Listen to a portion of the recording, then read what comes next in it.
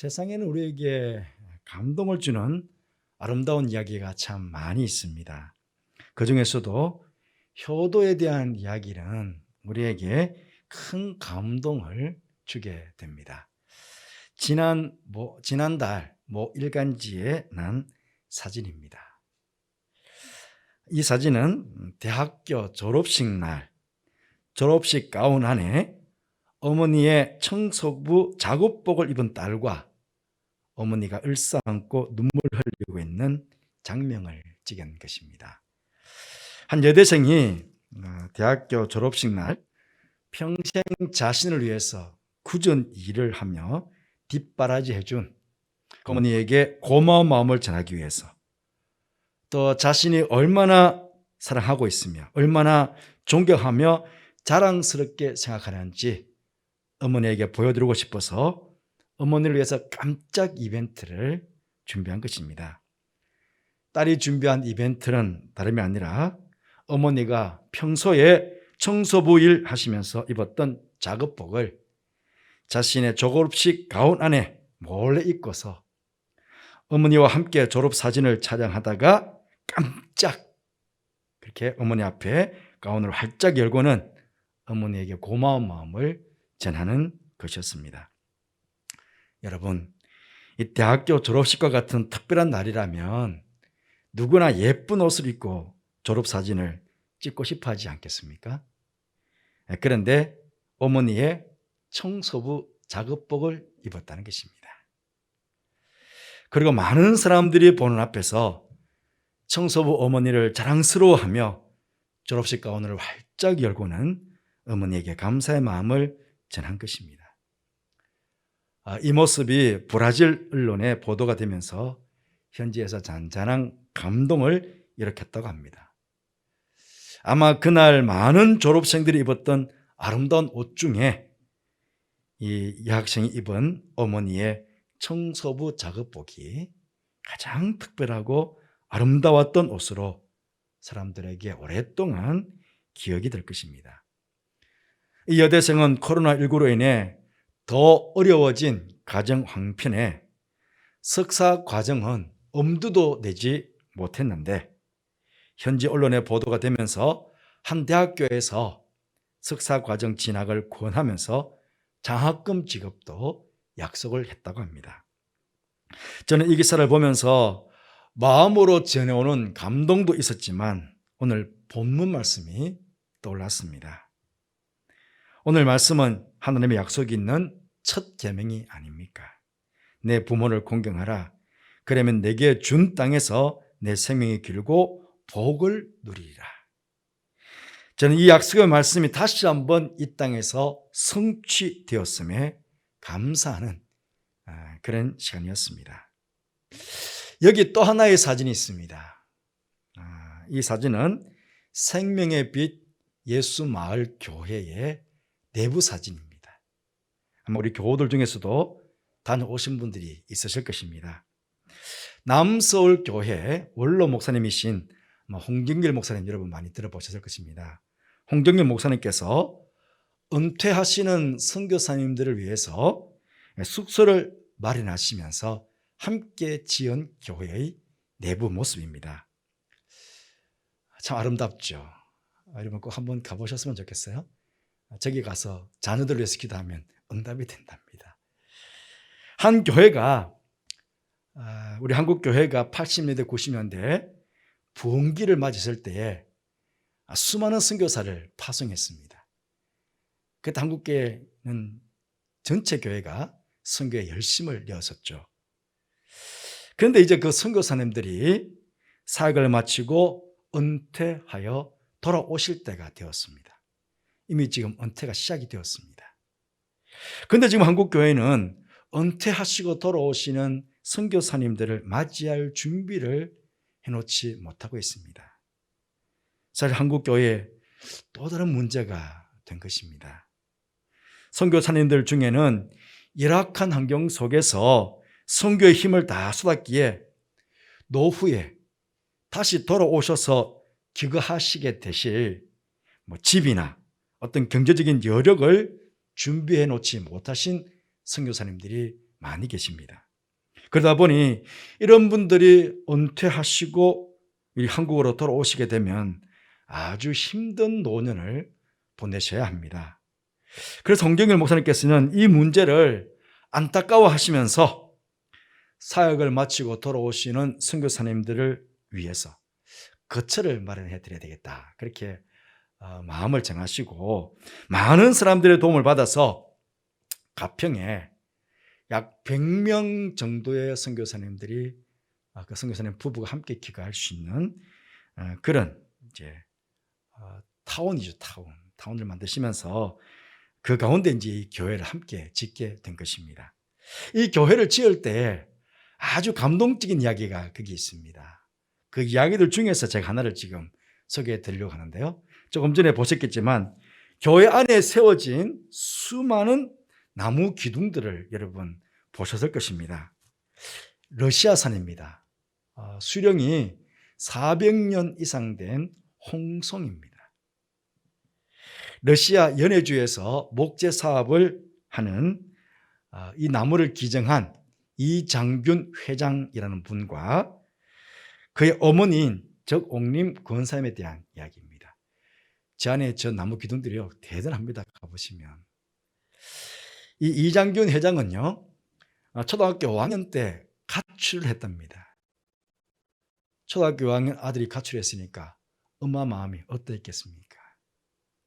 그때 엄마는 불교 신자였기에 처음엔 아들을 위해서 절에 가서 불공을 드릴 생각이었습니다. 그런데요, 새벽에 집 가까이에 있는 교회 새벽종 소리를 듣게 되었습니다.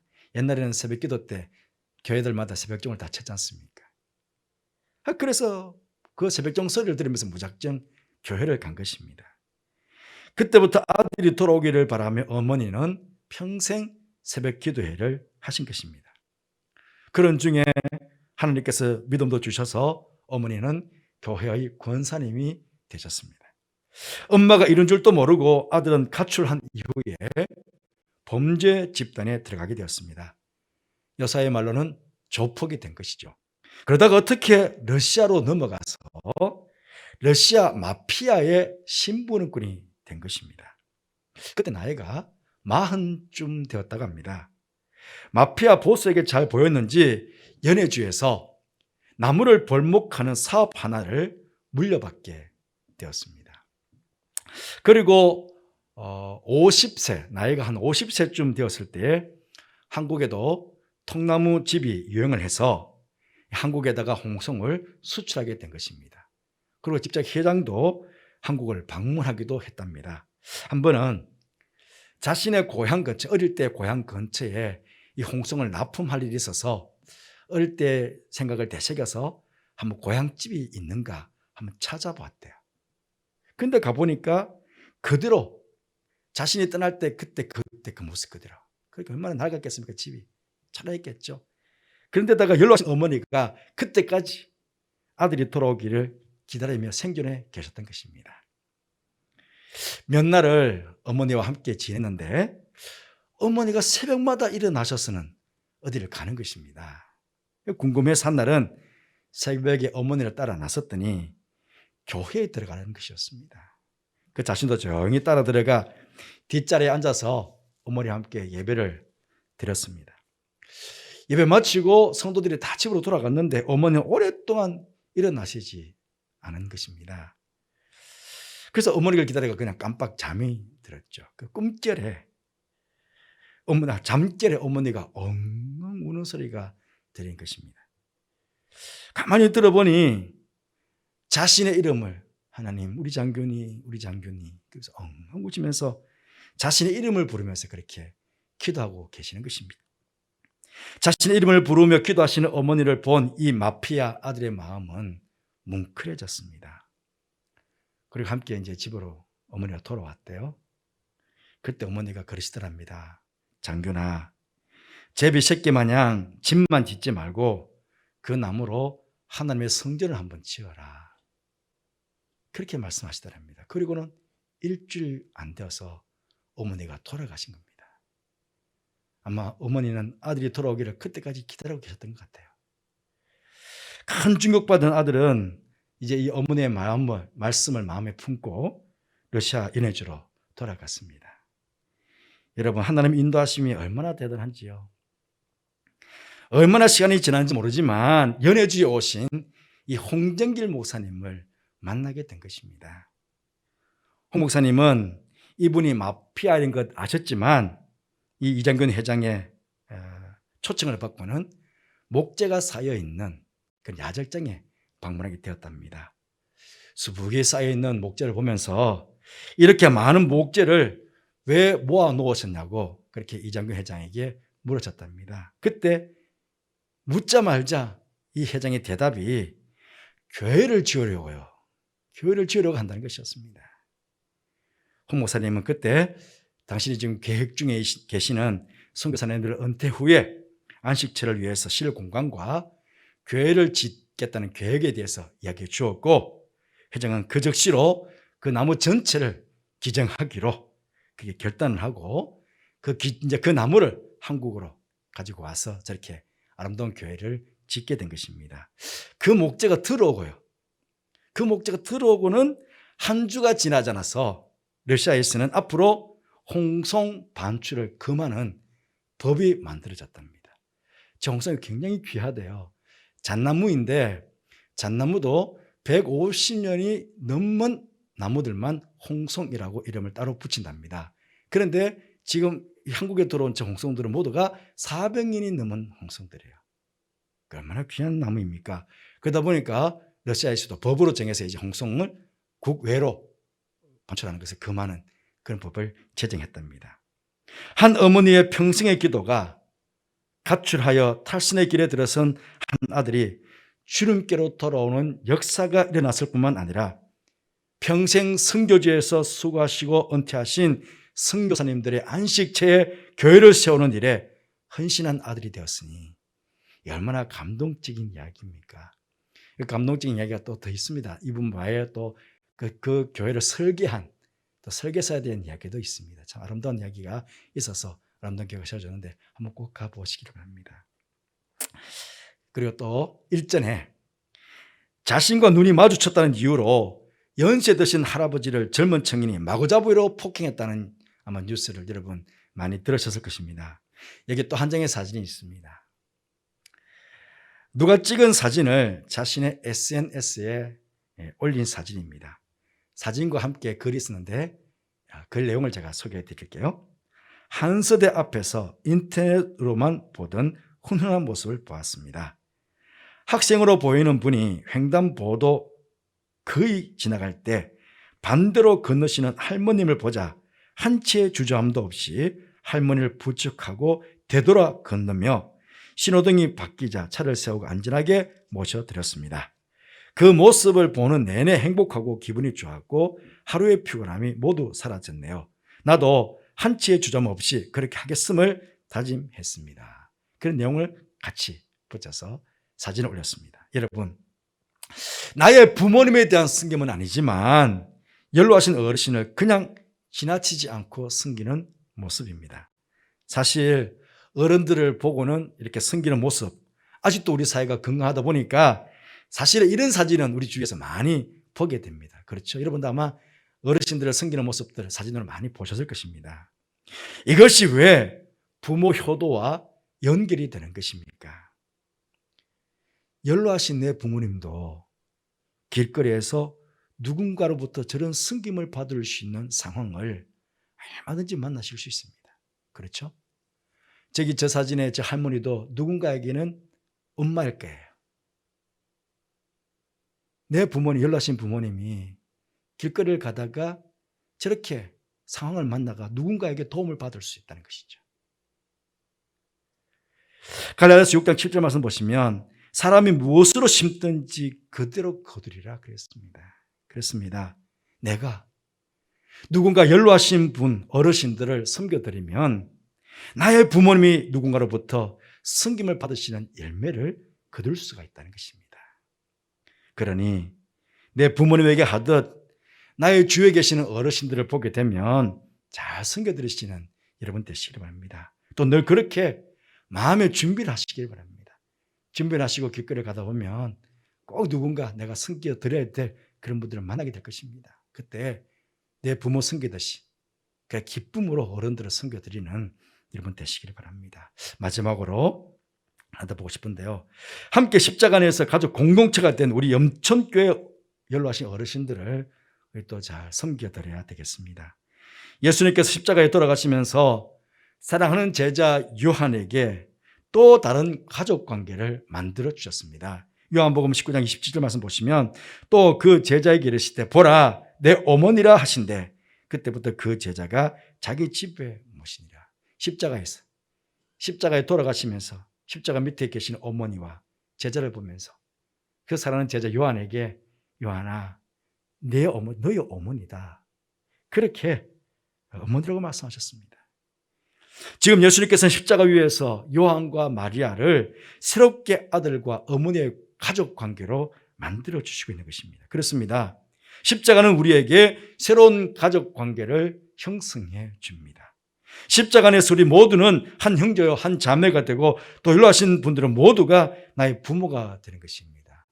그래서 우리는 염천가족 공동체라고 합니다. 우리 다음 주일날 염천가족 주일로 지키지 않습니까? 우리 교회 어르신들 많이 계십니다. 우리 모두가 연로하신 어르신들을 부모님 공경하듯 그렇게 잘 섬겨드리는 우리 교회가 되어야 되겠습니다. 이 또한 하나님께서 보실 때에는 부모 공경하는 모습과 다름이 없으신 그런 모습일 것입니다. 그렇게 어른들을 잘 공경하는 우리 교회를, 우리 교회 성도들을 주님께서 복되게 축복해 주실 것입니다. 여러분, 예수님께서는 최고의 효자이셨습니다. 왠지 아십니까? 어머니를 구원의 십자가 앞에 제일 먼저 세워드린 것입니다. 십자가에 돌아가시면서 어머니를 가장 가까이의 십자가 구원의 은혜 앞에 세워드린 것이죠. 그렇습니다.